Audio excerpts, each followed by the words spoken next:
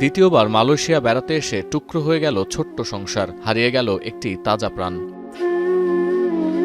স্থানীয় সময় বৃহস্পতিবার ভোরে কুয়ালালামপুর বিমানবন্দর থেকে যাত্রা শুরুর পর মেক্স হাইওয়েতে দুর্ঘটনার কবলে পড়েন বাংলাদেশি ট্রাভেল ব্লগার মুজাহিদ মিল্লাদ এবং তার স্ত্রী নাফিসা তাবাসসুম। প্রাথমিক তদন্ত থেকে জানা গেছে, এ সময় ৩১ বছর বয়সী এক সামরিক কর্মকর্তা বিপরীত লেন থেকে এসে ওই দম্পতির গাড়িকে ধাক্কা দেয়। প্রাণ যায় ব্লগার মিল্লাদের, আর গুরুতর আহত অবস্থায় কুয়ালালামপুর হাসপাতালে চিকিৎসা নিচ্ছেন স্ত্রী নাফিসা তাবাসসুম। আরও জানা গেছে, এ সময় ওই কর্মকর্তা মদ্যপ অবস্থায় ছিলেন। এই তথ্য সামনে আসায় তদন্তের ধরন পরিবর্তন করেছে মালয়েশিয়ার পুলিশ। এবার সরাসরি ওই সামরিক কর্মকর্তার বিরুদ্ধে তদন্ত শুরু করেছে তারা। অভিযুক্তকে নেওয়া হয়েছে ৫ দিনের রিমান্ডেও।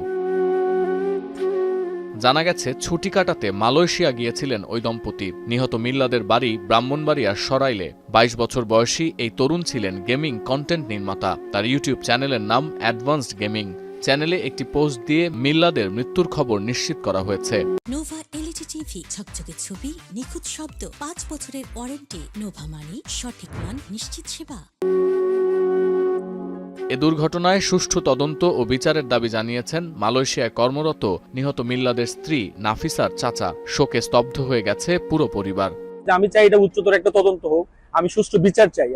নতুন বিয়ে করছে 2 বছর, হয়তো মালয়েশিয়াতে ঘুরতে আসছে। এখন আমার চাচা হিসেবে তো আমার খুব আপসেট। আমার তো ভাষা প্রকাশ করার মতো না যে এইরকম একটা মৃত্যু সংবাদে কার ভালো লাগে।